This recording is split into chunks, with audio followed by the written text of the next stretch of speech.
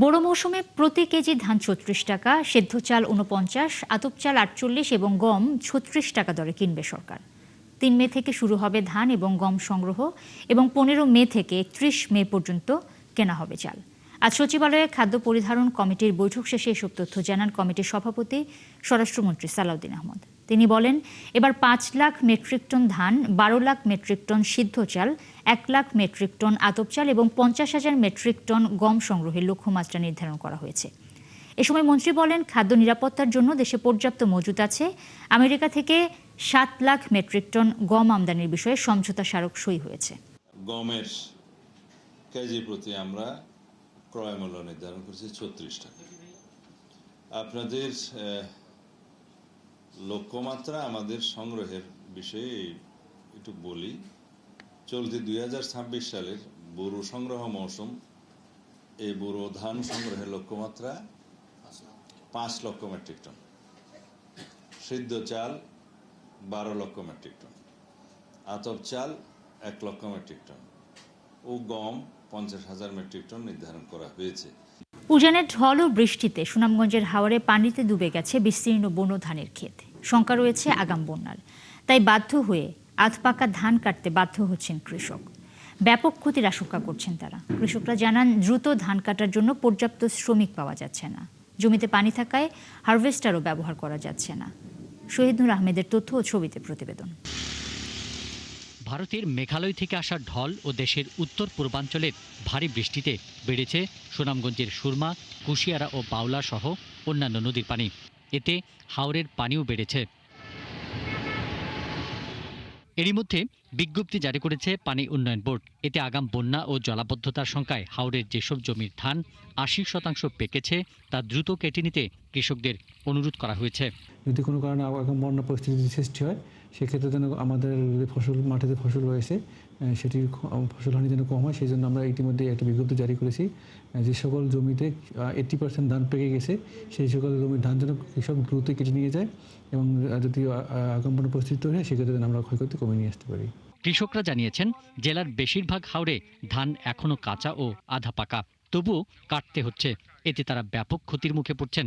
আমরা কাঁচা ধান কাটতে লাইতেছি, প্রতিদিন বৃষ্টি আসে, এই জন্যই আমরা কাঁচা ধান কাটতে লাইতেছি। পাহাড়ি ডল আইলে আমরা তো সমস্যা, অনেক বিপদ, আমরা তো খাওয়ার খুব কষ্ট হইব। বন্যা হওয়ার সম্ভাবনা আছে, দিনের অবস্থা ভালো না, এই জন্য আমরা ধান কাঁচা কাটতেছি। কৃষকরা অনেক ভয়ে আছে, তাই আধা পাকা ধান কাইটা লাইতেছে। এদিকে ৭০০ থেকে ৮০০ টাকা মজুরিতেও হাওরে শ্রমিক মিলছে না। তাছাড়া জমিতে পানি থাকায় হারভেস্টার মেশিন দিয়েও ধান কাটা যাচ্ছে না। ১,০০০ বা ১,২০০ টাকা দেওয়া আমরা রোজ পাওয়া যায় না, কাটতে খুব সমস্যা। তখন মেশিন না চলার খাতিরে এখন দেশও শ্রমিকের আরো অভাব বেশি। বৈশাখ আছে, শ্রমিকরা মনে করো খুব কষ্টতে আছে। হ্যাঁ, আর ওই যে জলভাঙ্গার আউর ফাইন নিয়ে বা ওই ডুবরা অনেক ক্ষতিগ্রস্ত করছে। ধান কাটতে শ্রমিক সংগঠনে প্রয়োজনীয় পদক্ষেপের কথা জানান কৃষি কর্মকর্তা। আমাদের উপসহকারী কৃষি কর্মকর্তা সহ আমরা মাঠ পর্যায়ের সকল স্তরকে আমরা সর্বদা সজাগ রাখছি এবং আমরা প্রচারণা চালাচ্ছি। চলতি মৌসুমে সুনামগঞ্জের হাওরে ২,২৩,৫১১ হেক্টর জমিতে বোরো ধান আবাদ করা হয়েছে। পিন্টু হাজং, ৭১। সরকার ৮ম শ্রেণী পর্যন্ত প্রাথমিক শিক্ষা স্তর নির্ধারণ করতে চায় বলে জানিয়েছেন প্রাথমিক ও গণশিক্ষা প্রতিমন্ত্রী ববি হাজ্জাজ। শিক্ষা বাজেট নিয়ে এক আলোচনা সভায় তিনি কথা বলেন। এছাড়া প্রাথমিক স্তর থেকে বাংলা, ইংরেজির পাশাপাশি তৃতীয় একটি ভাষা অন্তর্ভুক্তি নিয়েও সরকার কাজ করছে বলে তিনি জানান। অবকাঠামোগত নয়, সরকার শিক্ষণভিত্তিক শিক্ষা পদ্ধতিতে গুরুত্ব দিতে চায় বলেও এ সময় জানান প্রাথমিক এবং গণশিক্ষা প্রতিমন্ত্রী। আসছে জুলাইয়ে প্রথম শ্রেণী থেকে পঞ্চম শ্রেণীর শিক্ষার্থীদের বিনামূল্যে স্কুল ড্রেস এবং পাটজাত স্কুল ব্যাগ দেবে সরকার। সকালে সচিবালয়ে সাংবাদিকদের ব্রিফিংয়ে এই তথ্য জানান প্রধানমন্ত্রীর উপদেষ্টা মাহদি আমিন। তিনি বলেন, সরকারের পাইলট প্রকল্প হিসেবে প্রথম মাসে প্রতিটি উপজেলায় 2টি স্কুল এবং 1 লাখ শিক্ষার্থীকে স্কুল ড্রেস এবং ব্যাগ দেওয়া হবে। স্থানীয় প্রশাসন থেকে ওনারা সেখানে সিদ্ধান্ত জানাবেন যে কোন কোন উপজেলা দিয়ে শুরু করলে ভালো। অবশ্যই আমরা বস্ত্র এবং পাট মন্ত্রণালয় এবং প্রাথমিক ও গণশিক্ষা মন্ত্রণালয় থেকে আমরা সমন্বয় করব ওনাদের সাথে। প্রাথমিকভাবে প্রত্যেক মাসে আমরা 2টি করে উপজেলাতে 2টি করে স্কুল দিয়ে শুরু করব এবং এটা একটা চলমান প্রক্রিয়া হবে। তবে আমাদের লক্ষ্য প্রথম মাসে অন্ততপক্ষে 1 লক্ষেরও অধিক শিক্ষার্থীর কাছে যেন আমরা পৌঁছে দিতে পারি ব্যাগ, 1 লক্ষের অধিক শিক্ষার্থীর কাছে আমরা পৌঁছে দিতে পারি স্কুল ড্রেস। জুলাই সনদ নিয়ে সরকার জনগণকে বিভ্রান্ত করছে বলে মন্তব্য করেছেন জামায়াতের সেক্রেটারি মিয়া গোলাম পরওয়ার। প্রধানমন্ত্রী বিরোধীদের উপর দায় চাপানোর চেষ্টা করছেন বলেও অভিযোগ করেন তিনি। বুধবার গণভোটের রায় বাস্তবায়ন নিয়ে এক আলোচনায় একথা বলেন জামায়াতের সেক্রেটারি। আপনার কথার তাল ঠিক না, এই কারণে আপনি বলছেন যে সব মানবো, তো সব মানার অর্থ আপনাদের আইনমন্ত্রী এবং স্বরাষ্ট্রমন্ত্রীও বলছেন সব মানার ব্যাখ্যা হলো ওনারা যে নোট অফ ডিসেন্টগুলো দিয়েছেন, কমপক্ষে 10টা সাংবিধানিক আইনি ব্যাপারে ওনারা আপত্তি করেছেন। ওনারা বলছেন আমরা যেগুলো মেনেছি সেইগুলো সব মানবো, তাহলে এটা কি মানা হলো? আমরা যেগুলো মেনেছি অর্থাৎ 10টা ইম্পর্টেন্ট ব্যাপারে ওনারা নোট অফ ডিসেন্ট দিয়েছেন, সেইটা বাদে ওনারা সব মানবেন, তো এটার জন্য তো সালিশ লাগে না, তাহলে তো আপনার কথাই মানা হলো। ভার্চুয়াল কোর্ট পরিচালনায় এখন পর্যন্ত কোনো সংকট নেই। মামলা পরিচালনায় গতিশীলতা এসেছে বলে জানিয়েছেন অ্যাটর্নি জেনারেল রুহুল কুদ্দুস কাজল। তিনি বলেন, সততার বিষয়ে যারা প্রশ্নবিদ্ধ তাদের অ্যাটর্নি জেনারেল অফিসে কাজের সুযোগ নেই। সকালে ভার্চুয়াল আদালত নিয়ে ব্রিফিংয়ে তিনি এসব কথা বলেন। মামলা ডিসপোজাল আমি দেখেছি এবং আমার কাছে ব্যক্তিগতভাবে মনে হয়েছে আপিল বিভাগে আজকের দিনের অর্থাৎ অন্য বুধবারের দিনের যে কোনো মামলা নিষ্পত্তির চেয়ে আমার কাছে মনে হয়েছে যে আজকের মামলার কার্যক্রমে একটু গতিশীলতা এসেছে। কারণ শারীরিক উপস্থিতিতে মামলা করতে গেলে আমরা অনেক সময় অনেক অপ্রয়োজনীয় জিনিস অনেক সময় কথা বলি, কিংবা আমরা হয়তো ইন্টারাকশন জিনিসটা ওভাবে সবসময় ওইটা না, কিন্তু এটা হচ্ছে বাস্তবতা।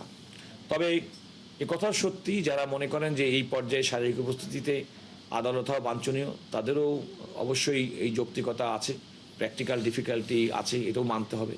ঋণের 130 কোটি ডলারের কিস্তি ছাড়ের বিষয়ে এখনও সিদ্ধান্ত জানায়নি আন্তর্জাতিক মুদ্রা তহবিল IMF। কেন্দ্রীয় ব্যাংকের মুখপাত্র বলেছেন, জুনে এই টাকা পাওয়ার কথা থাকলেও এখনও বিষয়টি স্পষ্ট নয়। অর্থনীতি বিশ্লেষকদের অভিমত, কম রাজস্ব আদায় এবং ব্যাংকিং খাতের সংস্কার ব্যর্থতার কারণেই ঋণ নিয়ে সংকট তৈরি হয়েছে।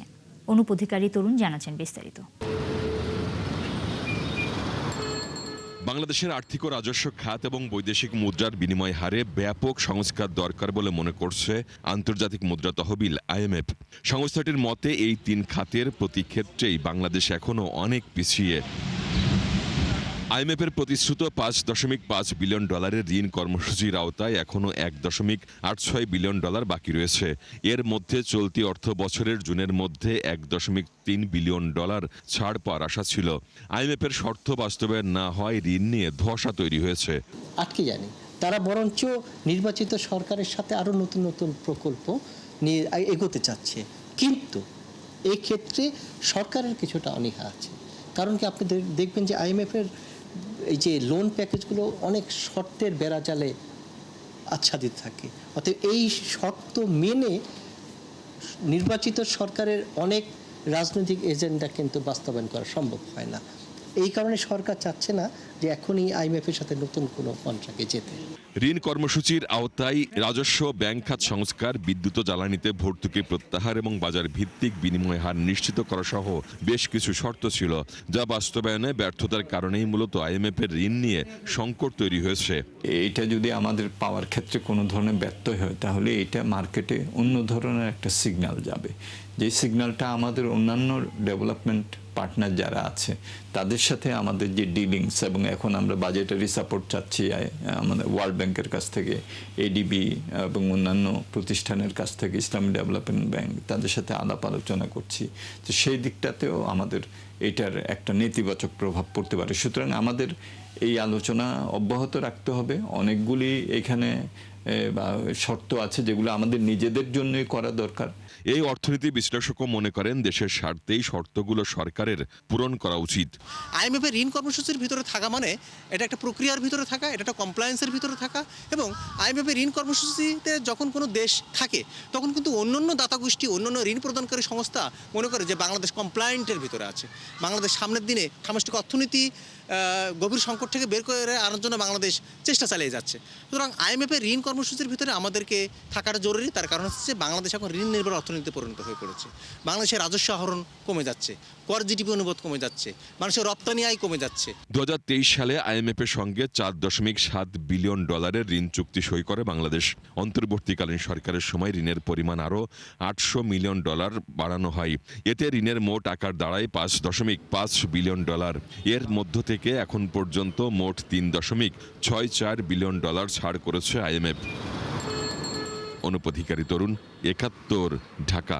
আগামীকাল পশ্চিমবঙ্গের বিধানসভা নির্বাচনের ভোট গ্রহণ। এরই মধ্যে প্রায় প্রস্তুতি শেষ করেছে নির্বাচন কমিশন। এবার নির্বাচনে বাংলার ক্ষমতা নিয়ে মরিয়া বিজেপি। আসন ধরে রাখার লড়াইয়ে পিছিয়ে নেই ক্ষমতাসীন তৃণমূল কংগ্রেসও। কলকাতা থেকে আরও জানাচ্ছেন সত্যজিৎ চক্রবর্তী। ভারতে রাজ্য পরিচালনার জন্য যে নির্বাচন অনুষ্ঠিত হয় সেটি বিধানসভা নির্বাচন। চলতি দফায় পশ্চিমবঙ্গ, আসাম, কেরালা, তামিলনাড়ু এবং পুদুচেরিতে এই গুরুত্বপূর্ণ নির্বাচনের উত্তাপ এখন তুঙ্গে। ভোট গ্রহণ শুরু হয়েছে 9 এপ্রিল এবং শেষ হবে 29 এপ্রিল। ফলাফল ঘোষণা করা হবে 4 মে। কেরালা, পুদুচেরি এবং আসামে ইতিমধ্যে এক দফায় ভোট গ্রহণ সম্পন্ন হয়েছে 9 এপ্রিল। পশ্চিমবঙ্গে 2 দফায় ভোট অনুষ্ঠিত হচ্ছে 23 ও 29 এপ্রিল। তামিলনাড়ুতে ভোট গ্রহণ হচ্ছে এক দফায় 23 এপ্রিল। এই 5 রাজ্যে মোট ভোটার সংখ্যা 17,40,00,000-এরও বেশি। বিশাল এই নির্বাচন পরিচালনায় নিয়োজিত রয়েছেন প্রায় 25 লক্ষ কর্মী। প্রতি 70 জন ভোটারের জন্য একজন করে কর্মী দায়িত্ব পালন করছেন। নির্বাচনী ব্যবস্থাপনায় রয়েছে প্রায় 15 লক্ষ ভোটকর্মী, 8.5 লক্ষ নিরাপত্তা কর্মী, 40,000 গণনা কর্মী, 21,000 সেক্টর অফিসার এবং 49,000 মাইক্রো অবজারভার। এছাড়াও দায়িত্বে রয়েছেন 2,18,000 বুথ লেভেল অফিসার এবং 1,111 জন পর্যবেক্ষক। এই পর্যবেক্ষকদের মধ্যে 517 জন সাধারণ পর্যবেক্ষক, 188 জন পুলিশ পর্যবেক্ষক এবং 366 জন ব্যয় সংক্রান্ত পর্যবেক্ষক রয়েছেন। এদিকে এই নির্বাচনের পাশাপাশি গোয়া, কর্ণাটক, নাগাল্যান্ড ও ত্রিপুরা কিছু আসনে 9 এপ্রিল উপনির্বাচন অনুষ্ঠিত হয়েছে। গুজরাট ও মহারাষ্ট্রে উপনির্বাচন হবে 23 এপ্রিল। সত্যজিৎ চক্রবর্তী, কলকাতা, 71। পশ্চিমবঙ্গের বিধানসভা নির্বাচন নিয়ে আরও জানাতে আমাদের সঙ্গে যুক্ত হচ্ছেন সহকর্মী সত্যজিৎ চক্রবর্তী। সত্যজিৎ, ভোটের মাঠে সব মিলিয়ে নিরাপত্তা ব্যবস্থা কেমন দেখছেন? এবং এবার ধারণা করা হচ্ছে মুসলিম ভোটারদের ভোট একটা গুরুত্বপূর্ণ ভূমিকা রাখবে। সেখানকার সমীকরণটা আসলে কেমন হতে পারে? ভোট এবং সকাল 7টা থেকে ভোট গ্রহণ শুরু হবে এবং শেষ হবে সন্ধ্যা 6টায় এবং 16টি জেলার 152টি আসনে কিন্তু ভোট গ্রহণ হবে, যার ভিতরে উল্লেখযোগ্য 2 প্রার্থী আছেন। কংগ্রেসের প্রাক্তন পশ্চিমবঙ্গ প্রদেশ কংগ্রেসের সভাপতি এবং ভারতবর্ষের লোকসভার প্রাক্তন বিরোধী দলনেতা অধীর রঞ্জন চৌধুরী, তিনি কিন্তু বহরমপুর থেকে দাঁড়িয়েছেন। অন্যদিকে নন্দীগ্রাম থেকে রাজ্যের অর্থাৎ পশ্চিমবঙ্গের বিরোধী দলনেতা শুভেন্দু অধিকারী, তিনি কিন্তু ভোটে লড়বেন। মোট 1,472 জন প্রার্থীর ভাগ্য নির্ধারণ করবে প্রায় 3,60,00,000-এর কিছু বেশি ভোটার।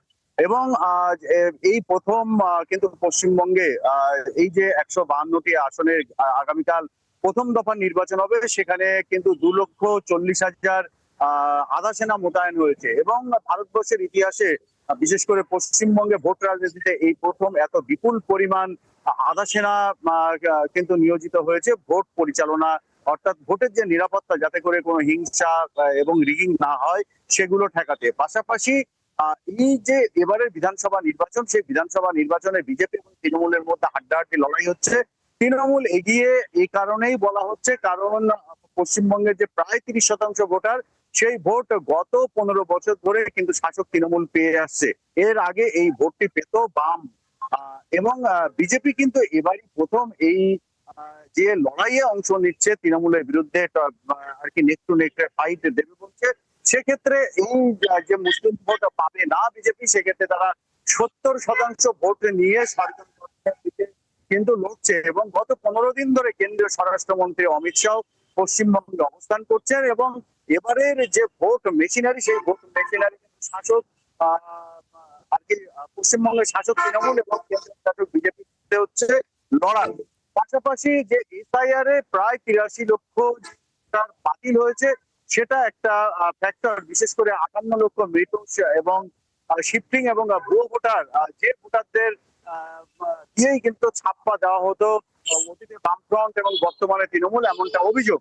তো স্বাভাবিকভাবে এবারের ভোটার অনেক ধন্যবাদ সত্যজিৎ আপনাকে। দর্শক, পশ্চিমবঙ্গের বিধানসভা নির্বাচন নিয়ে জানাচ্ছিলেন সত্যজিৎ চক্রবর্তী। যেমনটা জানাচ্ছিলাম, পশ্চিমবঙ্গের বিধানসভা নির্বাচনের ফলাফলে প্রভাব ফেলতে পারে মুসলিম ভোটাররা, তাই এই ভোটারদের নিয়ে আগ্রহের শেষ নেই প্রার্থীদের। তবে তৃণমূল কংগ্রেসের প্রতি ঝোঁক মুসলিম ভোটারদের, যদিও তাদের সমর্থন আদায়ে মরিয়া ইন্ডিয়ান সেকুলার ফ্রন্ট সহ অন্যান্য দলগুলোর। তবে ভোটাররা বলছেন যোগ্য প্রার্থীকেই নির্বাচন করতে চায় তারা। কলকাতা থেকে সত্যজিৎ চক্রবর্তীর পাঠানো তথ্য চিত্রে অরিসুল ইসলামের প্রতিবেদনে বিস্তারিত। ভারতের পশ্চিমবঙ্গ রাজ্যের বিধানসভা নির্বাচনের মাঠে ক্রমেই বাড়ছে রাজনৈতিক উত্তাপ। অনেকের মতে এবার মেরুকরণের রাজনীতি আরও স্পষ্ট, আর তাতেই যেন কিছুটা উদ্বেগে মুসলিম ভোটারদের একাংশ। রাজ্যের শাসক দল তৃণমূল কংগ্রেসের শক্তিশালী সংখ্যালঘু ভোট ব্যাংকে ভাগ বসানোর চেষ্টা করছেন তৃণমূল থেকে সরে যাওয়া হুমায়ুন কবির। যদিও বাবরি মসজিদ ইস্যু তুলে সাম্প্রতিক বিতর্ক তৈরি হয়েছে তাকে নিয়ে। তৃণমূলের অভিযোগ, এর পেছনে রয়েছে রাজনৈতিক কৌশল ও অপশক্তির পরোক্ষ মদদ। এদিকে রাজ্যের 294টি আসনেই প্রার্থী দিয়েছে ফুরফুরা শরীফের Pirzada Abbas সিদ্দিকীর Indian secular front. ফলে মুসলিমদের ভোটে প্রভাব ফেলতে পারে তার দলও। তবে সংখ্যালঘু ভোটারদের একাংশের বক্তব্য, বড় শক্তিকে রুখতে মমতা বন্দ্যোপাধ্যায়ের উপরই ভরসা করতে চান তারা। একই সুর শোনা যাচ্ছে নারী ভোটারদের মধ্যেও। দিদি যেরকম আছে সেরকমই থাকবে। গোটা রাজ্যেই থাকা দরকার। পশ্চিমবঙ্গের দিদি থাকারও দরকার। দিদির মতন কাজ করতে কেউ পারবে না। যে পার্টি আসবে সে পার্টি আশা করি আমাদের ভালো কাজ করবে। আমরা দেখছি যে আমাদের থাকাকালীন কলেজ থাকাকালীন দেখছি যেটা परिवर्तन का मालिक के ऊपर बैठा है और नीचे में कोई नहीं परिवर्तन पलट सकता। যেই জনপ্রতিনিধি সংখ্যালঘুদের উন্নয়ন ও নিরাপত্তায় কাজ করবেন তাকেই নিজেদের নেতা নির্বাচন করতে চান পশ্চিমবঙ্গের মুসলিম ভোটাররা। অরিসুল ইসলাম, ৭১। জ্বালানি সংকটে দীর্ঘ লাইনে ঘন্টার পর ঘন্টা অপেক্ষা, তবুও মিলছে না কাঙ্ক্ষিত জ্বালানি। ভোগান্তি এড়াতে এখন বিকল্প হিসেবে গাড়ি এলপিজিতে রূপান্তরের দিকে ঝুঁকছেন মালিকরা। রাজধানীর বিভিন্ন কনভার্সন ওয়ার্কশপে বেড়েছে কর্মব্যস্ততা, বাড়ছে এলপিজি রূপান্তরের হার। জ্বালানি সংকটের এই প্রভাব পড়েছে গাড়ির বাজারেও। বিস্তারিত জানাচ্ছেন সবুজ মাহমুদ। গাড়ি চালক শহীদুল ইসলাম ফিলিং স্টেশনে 13 ঘন্টা অপেক্ষার পর জ্বালানি পাওয়ার তিক্ত অভিজ্ঞতা শেষে বিকল্প হিসেবে গাড়িকে এলপিজিতে রূপান্তরের সিদ্ধান্ত নিয়েছেন। রাইতের 10টা লাইন দিছি, পরের দিনে 11টা তেল পাইছি। এগুলো আর ভালো লাগে না, এই জন্য আজকে এলপিজি করছি। জ্বালানি সংকটের কারণে রাজধানী সহ বিভিন্ন স্থানের ফিলিং স্টেশনগুলোতে সৃষ্টি হয়েছে দীর্ঘ লাইন। ঘন্টার পর ঘন্টা অপেক্ষার পর এই ভোগান্তি এড়াতে অকটেন ও পেট্রোল চালিত গাড়ি মালিকদের মধ্যে এলপিজি বা লিকুইফাইড পেট্রোলিয়াম গ্যাসে রূপান্তরের প্রবণতা উল্লেখযোগ্য হারে বেড়েছে। রাজধানীর বারিধারার বিভিন্ন এলপিজি কনভার্সন ওয়ার্কশপে গিয়ে দেখা যায় স্বাভাবিক সময়ের তুলনায় এখানে এখন 7 থেকে 8 গুণ গাড়ি বেশি এলপিজিতে রূপান্তর হচ্ছে। আমরা মূলত যখন স্বাভাবিক সময়টা ছিল তখন আমরা প্রতিদিন এভারেজে 4, 5টা, 6টা, 7টা গাড়ি এলপিজিতে রূপান্তর করেছি। এখন একটু জ্বালানির সংকট হওয়ার কারণে আমরা এভারেজে প্রতিদিন 10টা, 12টা গাড়ি এলপিজিতে রূপান্তর করি। উনি খুব সহজভাবেই এলপিজিটা করতে পারতেছে এবং তেমন কস্টিংও লাগতেছে না। অল্প এবং ছোট একটা অ্যামাউন্ট দিয়ে উনি এলপিজিতে কনভার্ট করতে পারতেছে। ওয়ার্কশপ মালিকরা বলছেন এলপিজি ব্যবহারে গাড়ির ইঞ্জিন তুলনামূলকভাবে ভালো থাকে এবং সার্ভিসিং খরচও কমে আসে। ইঞ্জিন অকটেনের জন্যই তৈরি করা হয়েছে, মানে লিকুইফাইড পেট্রোলিয়াম, মানে লিকুইডের জন্য। তো এলপিজিটাও যেহেতু তরল গ্যাস, লিকুইফাইড পেট্রোলিয়াম গ্যাস, সিএনজির মতন ড্রাই না। তো আফটার অল গাড়ির ইঞ্জিনে কোনো এটার সাইড এফেক্ট পড়ে না। হ্যাঁ, একটা ইঞ্জিন তেলের ঠিক যেরকম সার্ভিস দেয়, ওভারঅল এলপিজি তো সেম সার্ভিস দেয়। অন্যদিকে গাড়ি বিক্রেতারা জানান এলপিজি রূপান্তরিত গাড়ির চাহিদা বেড়েছে।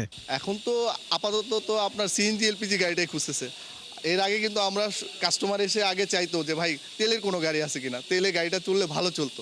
তো সেই ক্ষেত্রে আগে এসে গাড়ি তেলের চাইতো। এখন আমরা তেলের গাড়ি পাবো কোথায়? আমরা সিএনজি গাড়িও পাচ্ছি না, তেলের গাড়িও পাচ্ছি না। জ্বালানি তেল নির্ভর গাড়ির পাশাপাশি সিএনজি চালিত গাড়িগুলো এখন এলপিজিতে রূপান্তরের পথে যাচ্ছে বলে জানিয়েছেন সংশ্লিষ্টরা। সবুজ মাহমুদ, ৭১, ঢাকা। আগামী 2 থেকে 3 মাসের মধ্যে জ্বালানি শূন্য হবে বাংলাদেশ, এমন শঙ্কায় ক্রয়াদেশ স্থগিত করেছেন অনেক বিদেশি ক্রেতা। আর এই ক্রয়াদেশ ভারতে চলে যাচ্ছে বলে দাবি করেন বাংলাদেশ চেম্বারের সভাপতি আনোয়ারুল আলম চৌধুরী। সকালে এনবিআরের প্রাক বাজেট আলোচনায় তিনি বলেন, জুলাই আগস্টের যেই ক্রয়াদেশ আসার কথা ছিল সেগুলো থেমে গেছে। এমন বাস্তবতায় ব্যবসা আরও ক্ষতির মুখে পড়তে পারে। এ সময় টার্নওভার বাতিল ও রপ্তানি আয়ের উপর উৎসে কর কমানোর দাবি জানায় বিসিআইসি। করের বোঝা না চাপিয়ে ব্যবসা সহায়ক কর কাঠামো তৈরির দাবি জানায় ডিসিসিআই। আমরা বলে আসতেছি আমাদের তেল নাই, আমাদের অমুক নাই, আমাদের গ্যাসের সমস্যা। কাস্টমাররা বাইরের ওরা কিন্তু এখন ভয় পাচ্ছে, ওরা এখন বলা শুরু করে দিয়েছে। আমি গত এক সপ্তাহে প্রায় 4টা বড় বড় কাস্টমারকে শুনলাম যে তোমার দেশে তো আর 2-3 মাস পরে তো তোমরা ইলেকট্রিসিটি থাকবে না, এবং তোমরা তো এই তোমাকে অর্ডার দিতে এখন আমাদের কিন্তু টপ ম্যানেজমেন্ট থেকে এখন না করা হচ্ছে, এবং এগুলি কিন্তু এখন ইন্ডিয়াতে দেওয়া শুরু করেছে। সারা দেশে জ্বালানি তেলের সংকট কাটছে না। দাম বাড়ানোর পরেও ফিলিং স্টেশনে গাড়ির দীর্ঘ লাইন। ক্রেতাদের অভিযোগ, পাম্প থেকে তেল নিয়ে বাড়িতে মজুত করছেন অনেকেই, বেশি দামে বিক্রি করছেন খোলা বাজারে। এ নিয়ে পাম্প কর্তৃপক্ষ বলছে, ফুয়েল কার্ড চালু হলে এই সমস্যার কিছুটা সমাধান হবে। সহকর্মীদের তথ্য ছবিতে প্রতিবেদন। জ্বালানি তেলের দাম বাড়লেও বরিশালের ফিলিং স্টেশনগুলোতে তেলের সংকট চলছে, তবে আগের চেয়ে কিছুটা ভিড় কমেছে। খুবই কষ্ট হইতেছে এরকমের তেল নিতে সিরিয়াল দিয়ে, তাও তেল যে টাকার চাচ্ছি সে টাকার পাইতেছি না। মেহেরপুরে তীব্র রোদ আর গরম উপেক্ষা করে ঘন্টার পর ঘন্টা অপেক্ষার পর তেল না পেয়ে ফিরে যাচ্ছেন অনেকে। তেলের দাম বাড়ছে, তারপরও তেল পাইছি না আমরা চাষি মানুষ, তাহলে আমরা কি করবো? লাইনে সেই ফজর নামাজ পড়ে যাবো, ফজর ফল থেকে দাঁড়িয়ে এখন তেল লাই, এখন ঘুরতে করতে পারছি না। এদিকে মানিকগঞ্জে ফিলিং স্টেশনগুলোতে ডিজেলের জন্য কৃষকের লম্বা লাইন। তারা বলছেন, প্রচন্ড খরায় ধান ক্ষেত ফেটে যাচ্ছে, তেলের অভাবে সেচ দেওয়া যাচ্ছে না। তেল পাইতেছে না, এই ক্ষেত ধান ফুলা বেড়েছে। 2 দিন পর 3 দিন ঘোরার পর আজকে আসি, তাই পর্যন্ত তেল পাইনি। যে গাড়ির হিসাবে ডোব না করেন, আমরাও কৃষক, এটা ঠিক দেবো না, তাহলে বুঝবো কেমন কৃষক কোনটা, গাড়ির হিসাব কোনটা। আর পাম্প কর্তৃপক্ষ বলছে, অনেকেই কৃষক পরিচয়ে তেল নিচ্ছেন, প্রকৃত কৃষকদের চিহ্নিত করা যাচ্ছে না। আবার কেউ কেউ বাড়িতে মজুত করে খোলা বাজারে বিক্রি করছে। অনেকেই আছে ডোব, কন্টেনার, বোতল এগুলো নিয়ে আসছে, বলছে যে আমি কৃষক, কিন্তু এর মধ্যে সবাই কৃষক না, অনেকে গাড়ির লোক। কুড়িগ্রামে জ্বালানি তেলের সংকটে নানামুখী চাপে পড়েছে সাধারণ মানুষ। তেল না পেয়ে নানা অপ্রীতিকর ঘটনাও ঘটছে। আমরা যারা প্রফেশনালি যারা আছি বা চাকরিজীবী আছি, তাদের জন্য যদি আলাদা করে ফুয়েল কার্ড সরকার করছে স্বাগতম, বাট এটা অনেক লেন্দি প্রসেস। এই কৃত্রিম সংকট অনেকে মানে তেলের ব্যাপারে যে মানুষের পারাপারি বা এই কারণেই হয়তো বা তেল সংকটটা বেশি দেখা যাচ্ছে। দাম বাড়ালেও রূপগঞ্জের ফিলিং স্টেশনগুলোতে নেই জ্বালানি তেল, প্রায় সব স্টেশন বন্ধ। দেখা গেছে যে তেল দরকার মনে করেন 5 গাড়ি, ফেজার মতো 1 গাড়ি। এলাকার ছোটখাটো তেলের যে ডিলারগুলো আছে, এগুলোর কাছে তেল নাই। দেখা যাচ্ছে যে 50 লিটার তেল নিতে যায় অনেক সময় 2 দিন থাকা লাগতেছে, বা 1 রাত 1 দিন থাকা লাগতেছে। জ্বালানি তেল সংকটের প্রায় 2 মাস পেরিয়ে গেলেও ভোগান্তি কমেনি। প্রশাসনের নিষ্ক্রিয়তার অভিযোগ করছেন কেউ কেউ। নূর তাজমিন, 71। গাজীপুরের কাশিমপুর কারাগার থেকে সন্তান সহ জামিনে মুক্তি পেয়েছেন কার্যক্রম নিষিদ্ধ যুব মহিলা লীগ নেত্রী শিল্পী বেগম। তার মুক্তির বিষয়টি নিশ্চিত করেন কাশিমপুর মহিলা কেন্দ্রীয় কারাগারের সিনিয়র জেল সুপার কাওয়ালিন নাহার। বুধবার বেলা 12টার দিকে সন্তানসহ তিনি কারাগার থেকে বের হয়ে আসেন।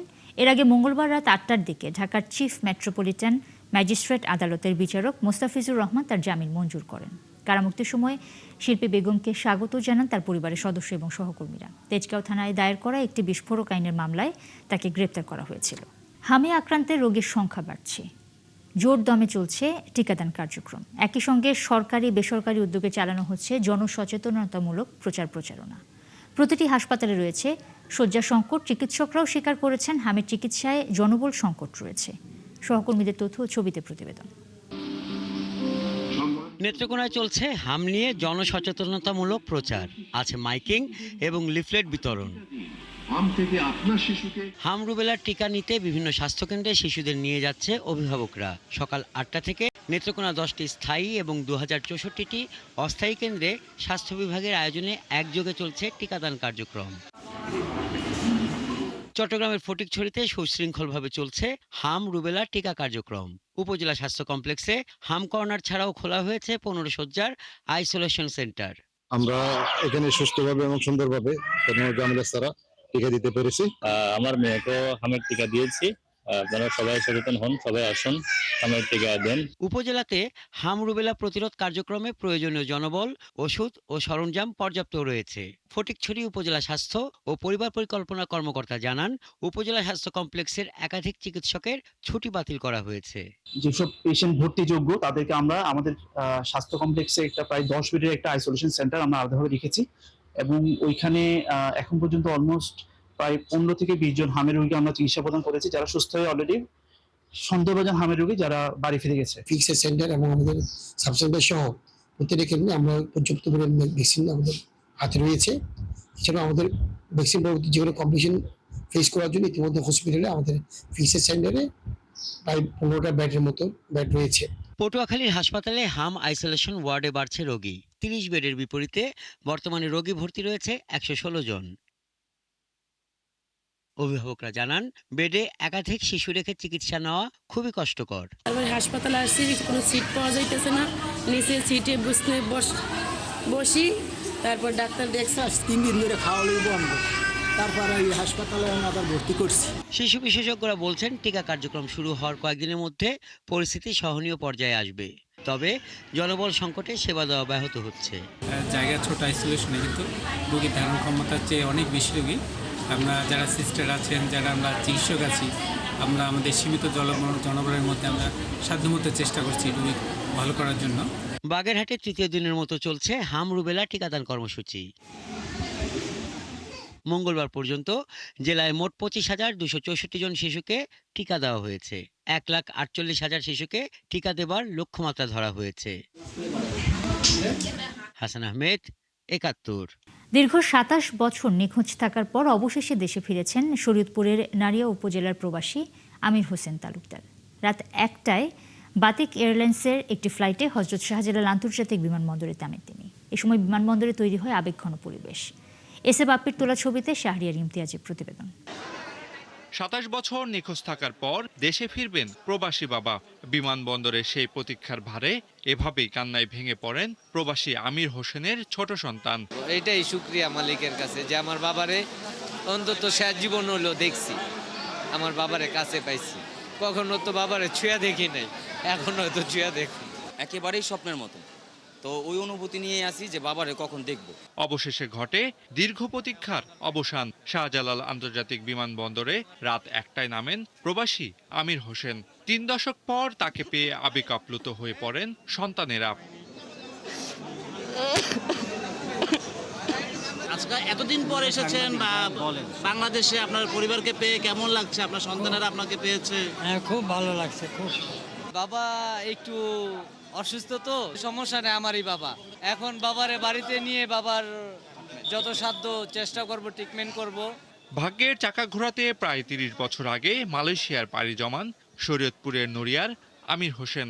প্রথম 3 বছর পরিবারের সঙ্গে যোগাযোগ থাকলেও এরপর 27 বছর ছিলেন নিখোঁজ। এ সময়ের মধ্যে প্রায় 15 বছর তিনি মানবেতর জীবন কাটান মালয়েশিয়ার জঙ্গলে। তার ছবি সোশ্যাল মিডিয়ায় দেওয়া হলো, সোশ্যাল মিডিয়ার মাধ্যমে মানে সেদেশে প্রবাসী বাংলাদেশি আমরা ব্র্যাক যৌথভাবে তার পরিবারের সন্ধানের জন্য আমরা চেষ্টা করি। বিষয়টি মালয়েশিয়া প্রবাসী সাংবাদিকদের নজরে এলে তাকে দেশে ফেরানোর উদ্যোগ নেয় বাংলাদেশ দূতাবাস। এই যে আনার বিষয়ে যে প্রবাসী কল্যাণ মন্ত্রণালয় ওয়েজারনাস কল্যাণ বোর্ড যিনি আছে, অনেক চেষ্টার মাধ্যমে তাকে দেশে ফিরে নিয়ে আসছে। অসুস্থ আমির হোসেনের চিকিৎসার ভার সরকার বহন করবে বলেও জানান প্রবাসী কল্যাণ মন্ত্রণালয়ের এই কর্মকর্তা। শাহরিয়ার ইমতিয়াজ, 71, ঢাকা। আজ বিশ্ব ধরিত্রী দিবস। জলবায়ু পরিবর্তন, দূষণ আর বন উজাড়ের কারণেই ক্রমেই হুমকির মুখে পড়ছে পৃথিবী। একমাত্র বাসযোগ্য এই গ্রহকে রক্ষা করতে জরুরি হয়ে উঠেছে বৈশ্বিক সচেতনতা এবং কার্যকর উদ্যোগ। বিস্তারিত জানাচ্ছেন সবুজ মাহমুদ। একটাই আমাদের পৃথিবী, একটাই বাসযোগ্য গ্রহ, কিন্তু মানুষের অযত্ন আর অতিরিক্ত ভোগবাদী জীবনযাত্রায় প্রতিনিয়ত ক্ষতিগ্রস্ত হচ্ছে এই ধরিত্রী। বায়ু দূষণ, নদী দূষণ, প্লাস্টিক বর্জ্য, বন উজাড় সব মিলিয়ে পৃথিবী হারাচ্ছে তার স্বাভাবিক ভারসাম্য। ফলে বাড়ছে তাপমাত্রা, গলছে হিমবাহ, বাড়ছে প্রাকৃতিক দুর্যোগের ঝুঁকি। 1970 সালের 22 এপ্রিল প্রথমবারের মতো বিশ্ব ধরিত্রী দিবস পালন শুরু হয়। মার্কিন সিনেটর গেইলর্ড নেলসনের উদ্যোগে পরিবেশ সচেতনতা তৈরির লক্ষ্যে শুরু হওয়া এই দিবস এখন বিশ্বব্যাপী পালিত হয়। সেই সময় 1970 সনে ভিয়েতনামের যুদ্ধের বিরুদ্ধে তরুণ শক্তি সোচ্চার হয় এবং এই তরুণ শক্তি পুরো দেশটাকে একত্রিত করতে পারে। কাজে তারুণ্যের এই শক্তি ব্যবহার করে প্রতিবেশ এবং পরিবেশ রক্ষা করার জন্য এই আন্দোলনটা শুরু হয় আমেরিকা থেকে এবং এটা মূলত আমেরিকানদের আন্দোলন, কিন্তু 10 বছরের মধ্যেই এটা সারা বিশ্বে ছড়িয়ে পড়ে। জলবায়ু পরিবর্তনের প্রভাব থেকে বাংলাদেশও মুক্ত নয়। ঘূর্ণিঝড়, বন্যা, খরা, অতিরিক্ত তাপপ্রবাহ সবই বাড়ছে আশঙ্কাজনকভাবে। বিশেষজ্ঞরা বলছেন মানুষের অসচেতনতা আর পরিবেশ ধ্বংসের ফলেই এসব পরিস্থিতি তৈরি হচ্ছে। সহজভাবে উত্তর হচ্ছে পৃথিবী ভালো নাই। এখন থেকে 100 বছর আগে পৃথিবীর লোক সংখ্যা ছিল 100 কোটি, এখন হচ্ছে 800 কোটি। আর শতাব্দীর শেষে আর এই 70 বছর আছে, দেখতে দেখতে পার হয়ে যাবে, লোক সংখ্যা হবে 1000 কোটি। 1000 কোটির জায়গা কোথায়? কারণ এই মানুষের খাবার তৈরি করতে হচ্ছে। আমরা এখন একটা ধানের পরিবর্তে আমন ধান করতাম, এখন আউশ আমন বড় করছি। জমির উপরে চাপ বাড়ছে, সুযোগ পেলে জলাভূমিকে ড্রাই আউট করে ধান উৎপাদন করছি। মাছ হারিয়ে যাচ্ছে, পশু পাখি হারিয়ে যাচ্ছে, গাছ কেটে ফেলছে বিভিন্ন কাজে। গাছ লাগানো, প্লাস্টিকের ব্যবহার কমানো, নবায়নযোগ্য জ্বালানির ব্যবহার, এসব ছোট উদ্যোগও বড় পরিবর্তন আনতে পারে, রক্ষা করবে আমাদের পৃথিবীকে। সারা দুনিয়া কিন্তু এখন প্লাস্টিক বর্জন অ্যাভয়েড করা শুরু করেছেন, রিসাইকেল করা শুরু করেছেন। আমাদের একটু একটু করে হচ্ছে, কিন্তু এটাকে আরও জোরদার করা উচিত। এটা একমাত্র তারুণ্যের শক্তি এবং জনসাধারণের শক্তি এটাকে অর্জন করতে পারে। পৃথিবী আমাদের একমাত্র বাসস্থান। পৃথিবী ধ্বংসের পথে এগোলে মানুষ টিকবে না। তাই ধরিত্রী রক্ষা এখন আর সচেতনতার আহ্বান নয়, অস্তিত্ব রক্ষার লড়াই। সবুজ মাহমুদ, 71, ঢাকা। দর্শক, চলছে সংবাদ সংযোগ। সরাসরি সংবাদ ও অনুষ্ঠান দেখতে চোখ রাখুন 71-এর ফেসবুক পেজে এবং সাবস্ক্রাইব করুন 71-এর ইউটিউব চ্যানেলে। সাথেই থাকুন।